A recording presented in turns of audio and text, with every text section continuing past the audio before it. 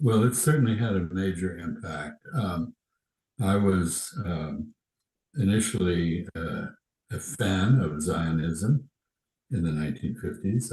I admired what I thought Israel was.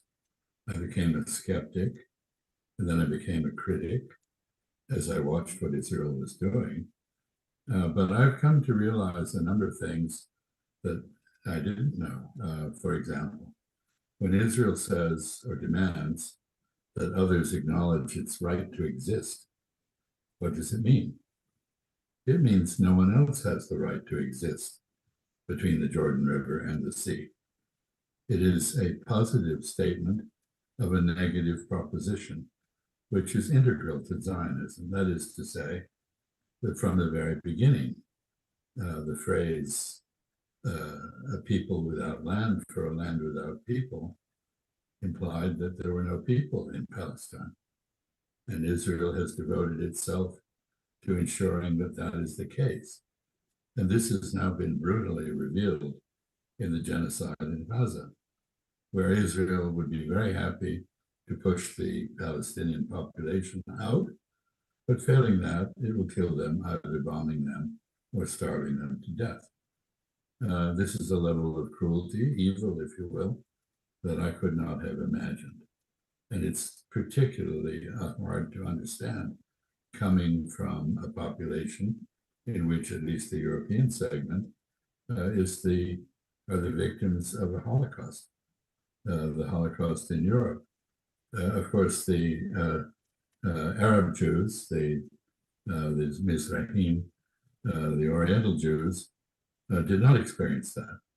But we've now had the Israeli state conduct a program of indoctrination of its entire population, including those from Arab lands who were forced to leave when Israel was established. And for the first time, there was a serious reaction against them in the Arab world.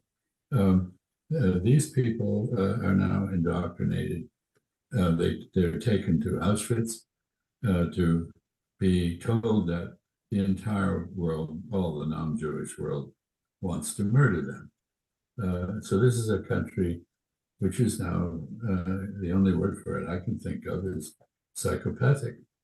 It is a country that has dehumanized the indigenous population to the extent that its people feel no compunction at all about mass murder, including the murder of women and children, including the murder of infants.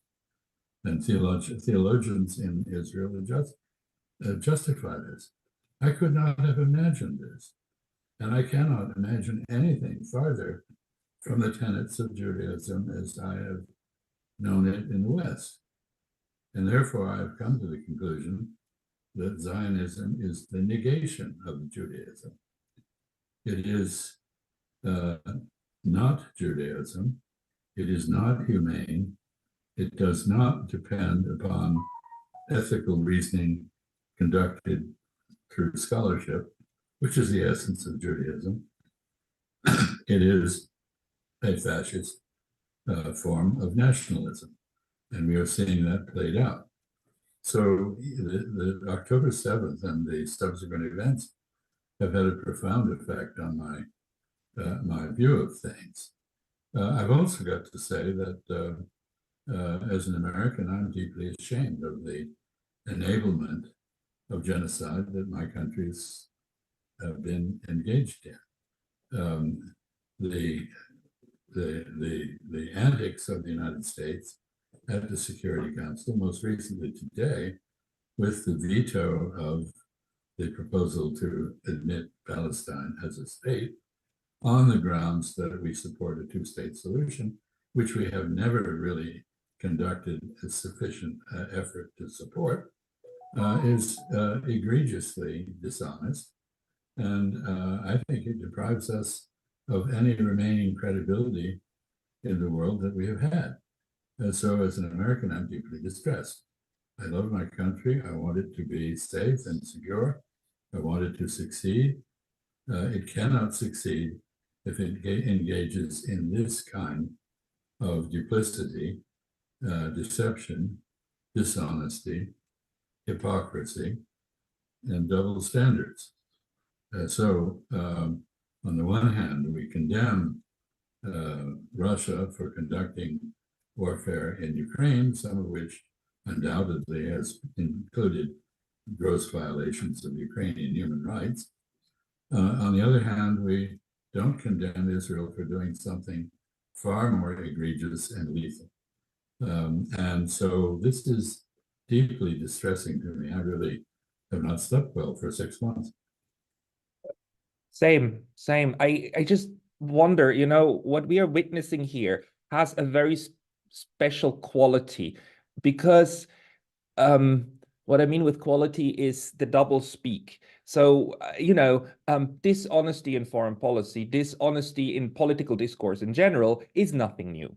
But it is difficult to find a time when we have equally clear evidence for something egregious happening, while at the same time the enablers, the conducting power and the enablers pretend that there's no proof for that. Kirby said on state TV, we have no proof that there a single human rights abuse has actually taken place, or a war crime. Sorry, he said war crime. We don't have a single proof for a war crime, and Israel keeps saying we are just defending ourselves while literally going into Gaza and attacking that place. I mean, repelling the attacker is one thing, but then going in and after them is a completely different thing, and especially if it costs like 40,000 lives and probably more, large part of them civilians and children. And this is happening in the open. And you were the one who said they are worse than the Nazis on my former program, because the Nazis tried to hide the Holocaust. They tried to hide it. And then it came out, and only post facto, everybody learned how huge a crime that was. The US and so on, the others did not go to war to stop the Holocaust. They went to war because the Japanese attacked them, and then Hitler did something stupid. And, but this is the first time that such a large crime is done with pride and also with strategic intent, and the Western world is pretending it's not happening. And the others can see that. Everybody else is seeing it in the global majority. The Russians are seeing it, the Chinese are seeing it, the South Americans are seeing it, and everybody is saying this is outrageous. How do you think this changes the entire equation of global politics? Well, I think one thing is clear, and that is that Israel no longer has any credibility at all. Anything it says is immediately suspected of being duplicitous and dishonest. But the United States is not far behind. Think about it. Israel attacked an embassy in Damascus. This is a violation of one of the very most basic norms of international relations, going back many thousands of years to the classical world, enshrined in the Vienna Convention on Diplomatic Relations. The United States, Britain, and France vetoed the condemnation of that act. And then we have statements by people like Lord Cameron of Britain, the foreign secretary, who says that the very carefully contrived, performative, symbolic retaliation by Iran was disproportionate to the blowing up of the embassy, in which a general and diplomats and others were killed. And yet no one perished from the Iranian attack, because they very carefully signaled that they were going to do it. They gave 72 hours of notice. They used slow-moving drones to signal that they were engaged in an attack. They timed cruise missiles and ballistic missiles for the arrival of those drones. And they did all this aiming purely at military targets, no civilian target. And actually, they hit the military targets. We don't know how severely, because the Israelis are lying about the damage. But it appears that in the major base in the south, where they struck, they were able to achieve a level of accuracy that was quite extraordinary. They seem to have hit the officers' club swimming pool. and an outbuilding. They didn't kill anybody. They allowed the Israelis to move the F-35s that were stationed there and which conducted the raid on Damascus. So what they showed was they had the capacity to clog and render Israeli defenses overburdened. They now know where all of the radars and anti-missile sites are. They have learned that they can send not their best missiles, but older missiles and strike an Israeli base. They have now said, well, from our point of view, we've made our point. We're not planning to do anything else. We don't know what Israel's going to do, but Israel is threatening retaliation. Iran has said that if that happens, instead of 320 flying objects going toward Israel, there will be 1,500. So basically, this changes all the rules of the game in the Middle East. Iran had practiced a policy called strategic patience, which basically was passivity. If it was attacked, as it often was by Israel, if its officers, military, scientific, government, politicians were assassinated, as many were, it did not retaliate in kind. Sometimes it assisted its clients, other resistance movements in the region, Hezbollah, for example, in Lebanon, to carry out some kind of retaliatory act, but it never acted directly. Israel therefore felt that with American protection, to which I'll come in a moment, it had a free hand in the Middle East. It could act with impunity. That is no longer the case. And I know that at the cost of maybe $20 million in missile firings, drones that cost a few $1,000s, cruise missiles that cost a few $100,000, and ballistic missiles that are more expensive, Iran probably cost Israel $1.3 billion in defense efforts, succeeded in panicking the Israeli population over the course of the weekend, demonstrated that it can overwhelm Israel's defenses if it chooses to do so, and also that Israel cannot defend itself without the active participation of the United States, the UK, France, and in this case, Jordan, acting against drones crossing its territory. A final point here is that there's a great deal made of the so-called cooperation of Arab states with Israel against Iran. What was that? With the exception of Jordan, which did act to shoot down drones crossing its territory, the only participation was intelligence sharing. That is, Saudi Arabia and others informed the United States and Israel of the tracks of the missiles coming across their territory.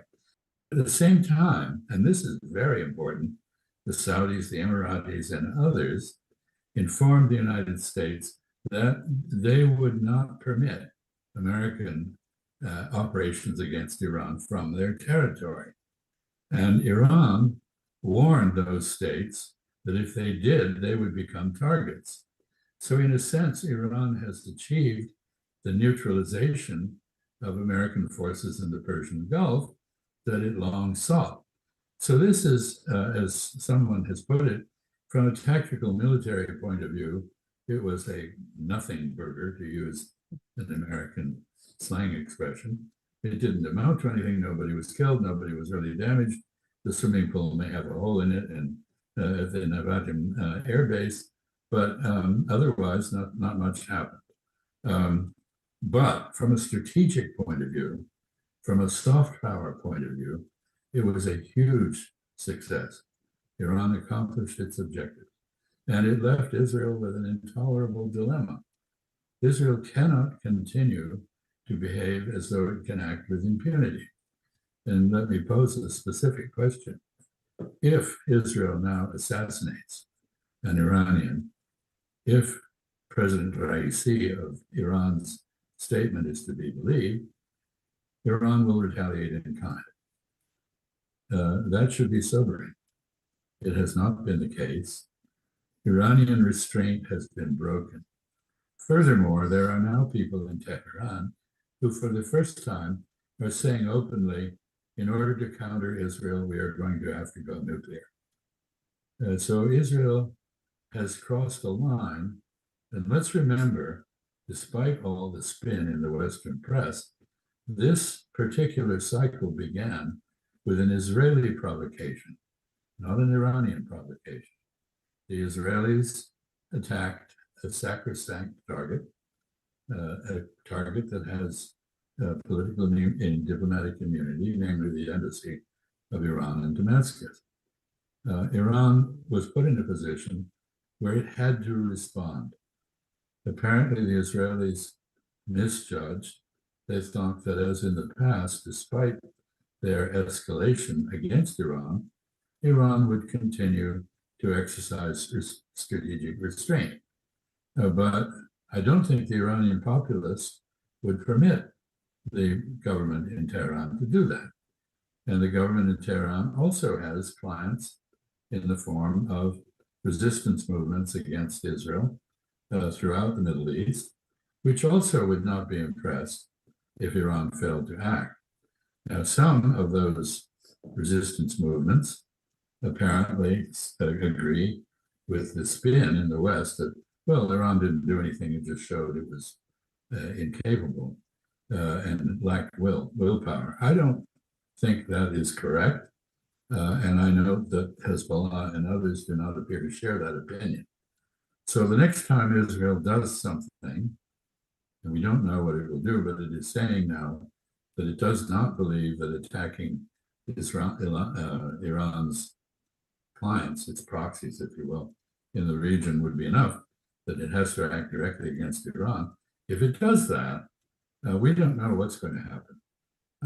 The final notion here is that Mr. Netanyahu failed to achieve his 35-year-long objective of generating a war against Iran, which would bring the United States in on Israel's side to destroy the largely mythical Iranian nuclear program.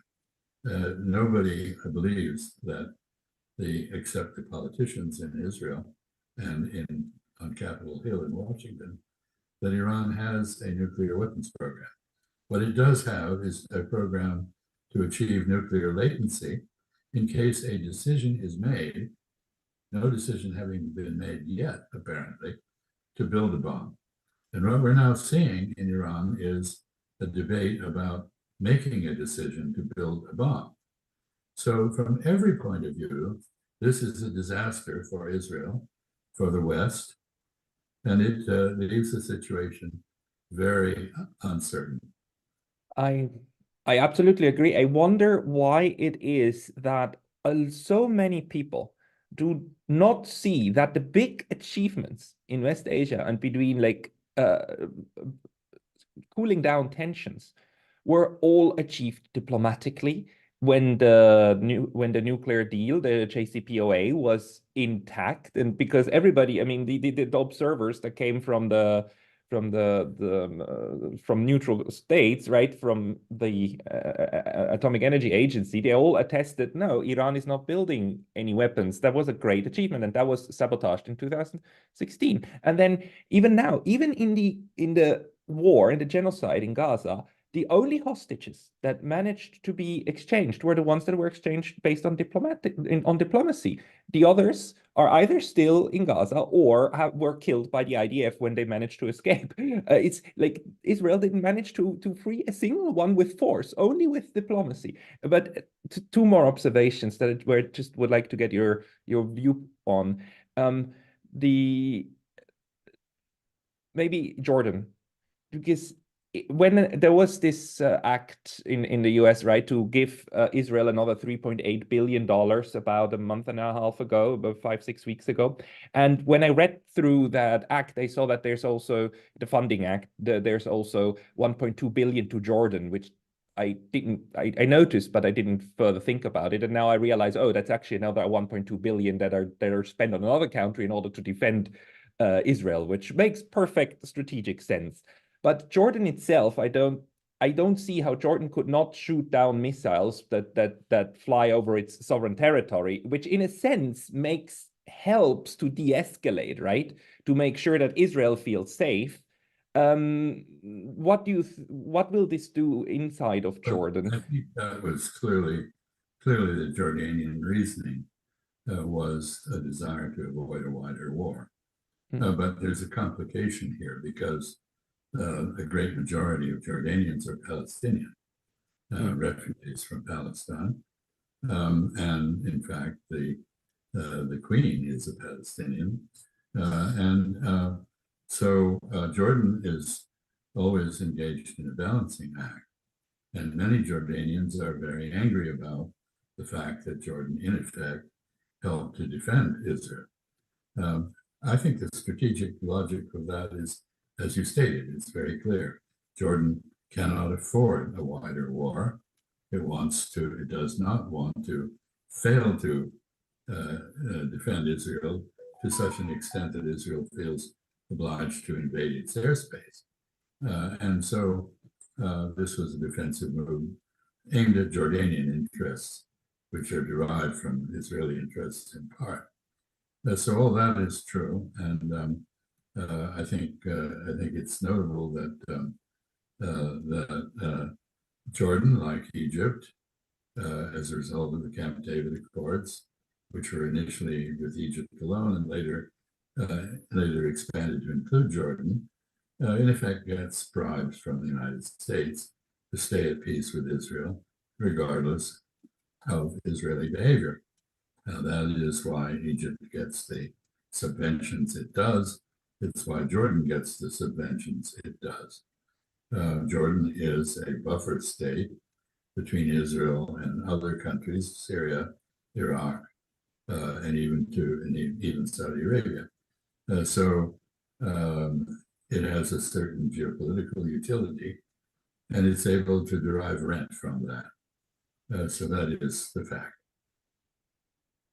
The other question on my mind is that your assessment now is that Iran is giving up its strategic restraint strategy and has proven that it can actually overwhelm the Iranian defense. On the other hand, we see that the narrative in the West is clearly actually also de-escalation, right? The United States creating the narrative that this is a win. We shot everything down. Iran is so weak. That's in order to de-escalate and tell the Israelis don't do anything. We actually, at the moment, we have this interesting situation where the US wants to walk away from war, clearly, and tells the Israelis don't shoot back. We don't want this. And it's but the ball is in the court of the Israelis. And my problem is that the Israeli strategy has been the opposite of the Iranian one. It has been strategic overwhelming. If somebody shoots at us, we shoot 10 times back. If somebody kills one of us, we kill 10 or 100 or thousands of them. We will shock them into submission.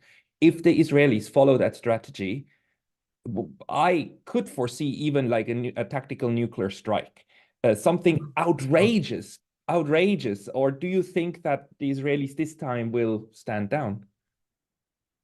This is the most outrageously belligerent cabinet Israel has ever had. It is composed in part of fanatics. So this is not reassuring. I want to make a number of points. Iran is desperate not to have a war with Israel and the United States.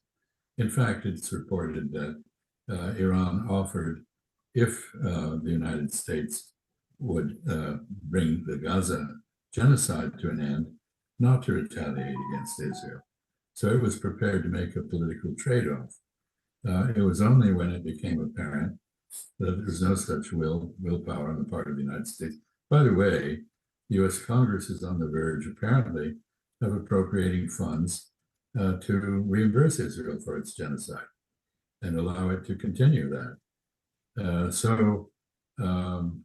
Anyway, Iran is very restrained. I think the Biden administration behaved in an exemplary fashion in response to the Iranian retaliation against Israel. They helped Israel defend itself. They've now tried to dissuade Israel from continuing the fight. But I don't think they can succeed because I think they're fundamentally misread Israeli intentions. And as you said, the Israeli strategy has been diplomacy free. It basically has consisted of disproportionate savagery. And that is the basis for what the Israelis call deterrence. Other people would call it intimidation and terrorism. But Israel basically has sought security by terrorizing its restive native Arab population and its neighbors. The fact that Iran has now said it will retaliate in kind raises real questions about whether Israel can continue that policy. We don't know whether Iran is bluffing or not. Perhaps they are. But I think they've been put in a difficult position with their own clients and their own populace that will require them to make good on their threat to retaliate massively against any, disproportionately, if you will, against any Israeli violence directed at them. So this is a very dangerous situation. You raised the nuclear question. Israel is in the very odd position of denying, or at least not confirming, that it has nuclear weapons while boasting about them and threatening them, others with them. This is a contradiction, but then so much of this is contradictory. One thing you can say about the broader implications of what is happening is that this is the death throes of international law as a force in international politics.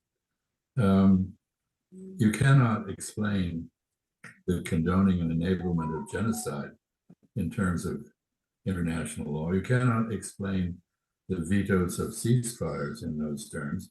You cannot explain the failure to condemn an attack on an embassy in those terms. And by the way, there's an echo of that in Quito with the Ecuadorian invasion of the Mexican embassy. So this could be contagious. We should think about that. Nobody really likes the United States or the UK in many parts of the world, and our embassies have become fortresses because they've been assaulted in the past. If it's okay in terms of the so-called rules-based order to attack an embassy, then I think we need to watch out.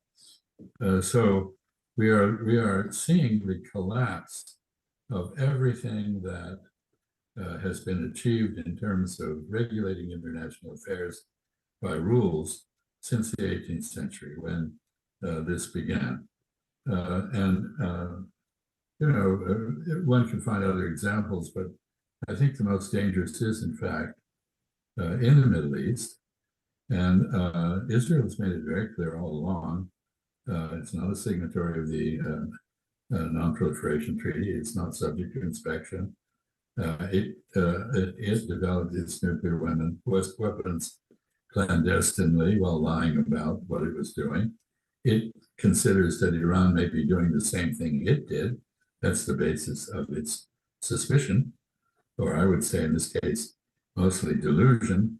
But this may be a case of self-fulfilling paranoia in the end. So Israel has talked about something called the Samson option, which basically says, if we go, you all go too. We'll take you down with us, just as Samson pulled down the Philistine temple rather than submit. I think this is very dangerous. And we have people in the war cabinet in Israel who in any other society would probably be locked up as war criminals, as sociopaths, as people who are inciting mob violence. They're guilty of all of that. So what can we say? In the end, I suppose some restraint is imposed on Iran by the judgment that Israelis are crazy enough to bring an end to everyone with nuclear weapons. But that's not much of a reassurance. No, it's not. It's a very, very scary moment. I have two observations though. On the one hand, I am in a very bizarre situation to have been asked for the first time a few months ago to teach international human rights law. And now I'm teaching human rights law right now, which is to me the greatest kind of contradiction. But then again, we are seeing something that is interesting, which repeats over history, which is that the weaker party still maintains or still sticks to international law, because Iran is the weaker party in this, Israel plus United States plus Europe equation, right? And they didn't attack another embassy, which they could have.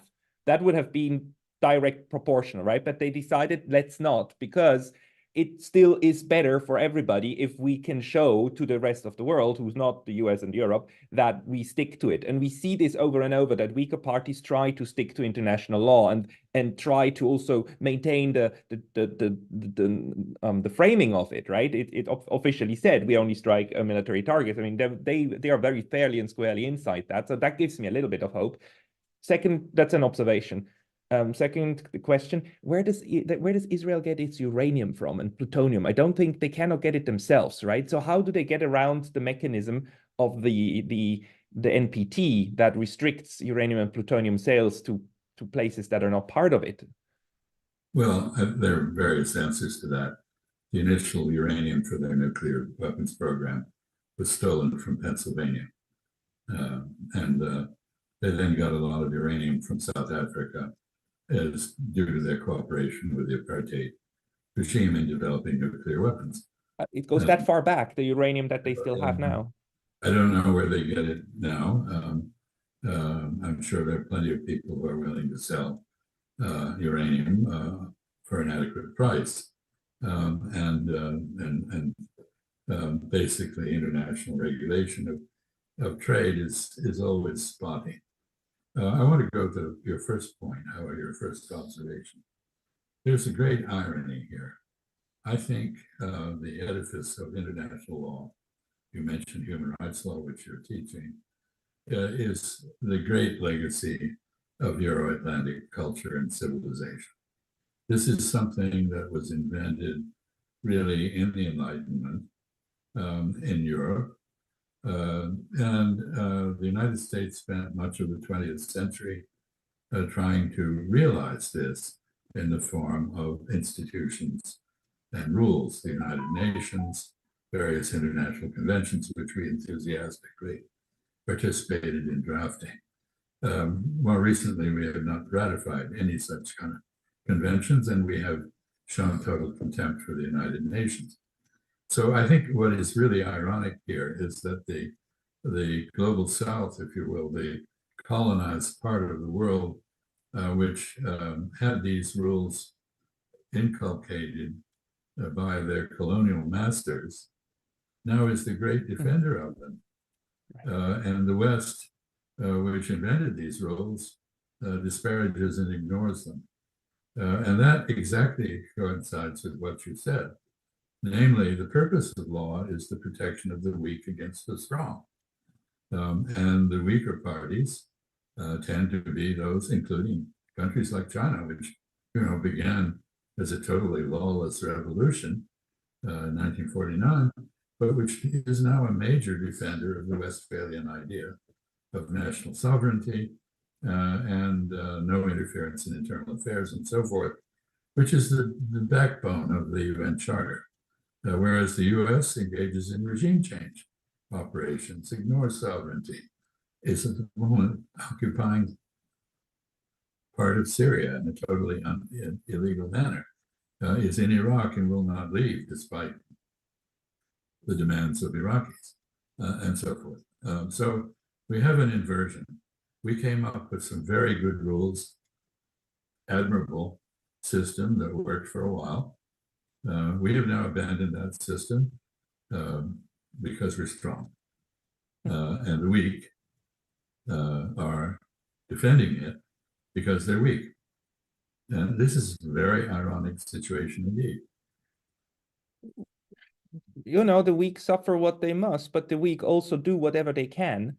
And a good idea remains a good idea. And this good idea was invented while the people who invented it committed genocide themselves, right? But the good idea remains a good idea.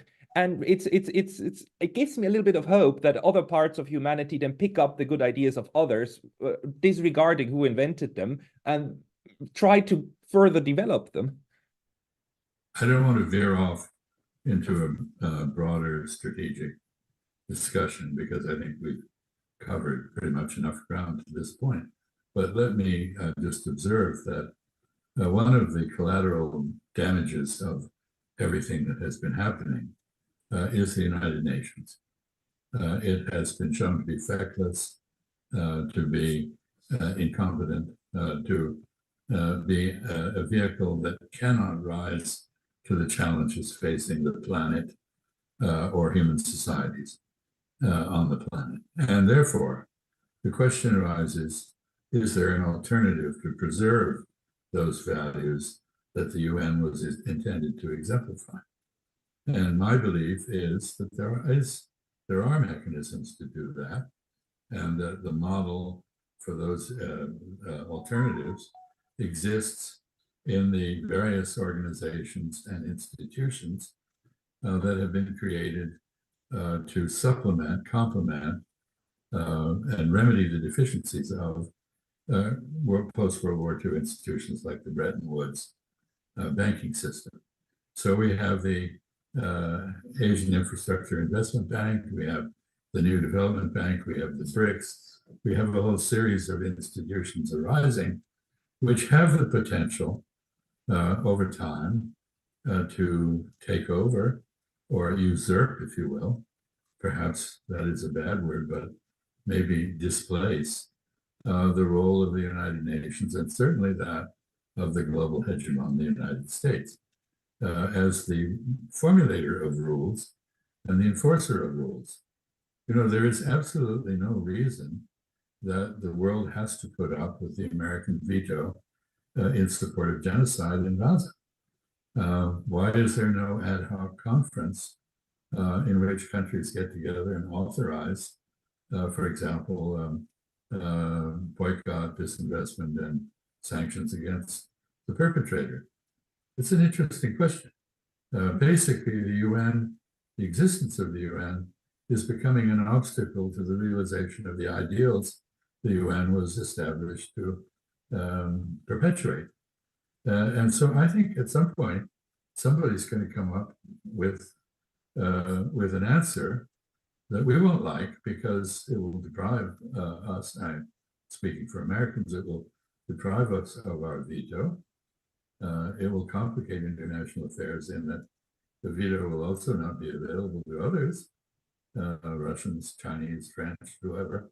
And we will have a replacement for this organization, which, you know, clearly represents the constellation of power as it emerged from World War II, but not the current constellation of power, and which also is serving to perpetuate an American primacy, which more and more countries see as an insuperable obstacle to accomplishing what has to be done.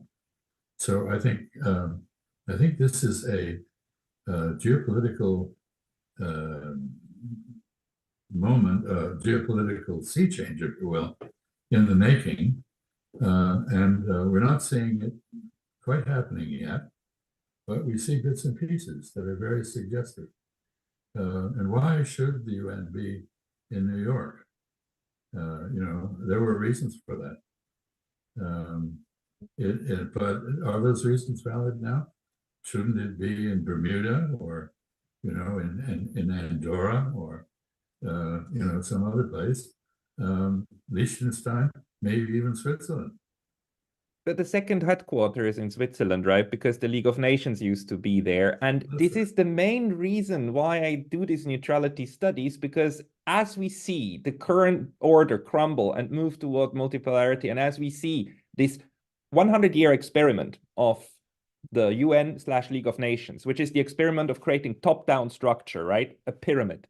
And this is failing. It hasn't done what it was supposed to, and everybody's seeing it. And as you're correctly saying, I think we're seeing now the gradual development of regional arrangements, BRICS, ASEAN, the African Union is getting closer together and is formulating problem-solving mechanisms and is replacing what the UN should be doing.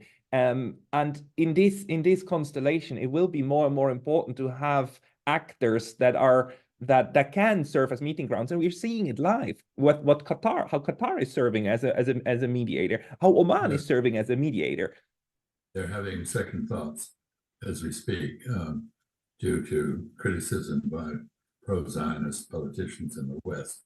Oh well, we're seeing the spillover from this. Well, you mentioned the legacy of the League of Nations and the presence in Switzerland and Geneva in particular of international organizations. The WTO, the World Trade Organization, has been sabotaged by the United States, with the result that there are more and more regional and bilateral arrangements for trade liberalization and dispute management, because the WTO can no longer serve that purpose. But there are other spillover effects. Look at the destruction of freedom of speech in Germany, for example. Oh yes. This is quite extraordinary. The German national security apparatus is now intent on silencing anyone who says anything remotely critical of genocide by Israel, and refusing entry to those people, breaking up conferences, arresting people. This is a kind of quasi-totalitarian activity that would have been unimaginable before what has now happened. Germany was a model democracy. It's losing that character, and so are others. In the name of defending it. In the name of defending what you're yourself destroying. And it's so tragic. So tragic. That is always the case. Every revolution takes place in order to reinstate mythical past values. Every counter-revolution takes place in order to defend the values of the society, and destroys them in the process. Both are very destructive. So here we are. Anyway, I think I have to take my leave, but I wish you a pleasant day in Japan. Thank you, Ambassador Freeman, very much for your time today. No tsunamis, no typhoons, and a pleasant meal, maybe some yakitori.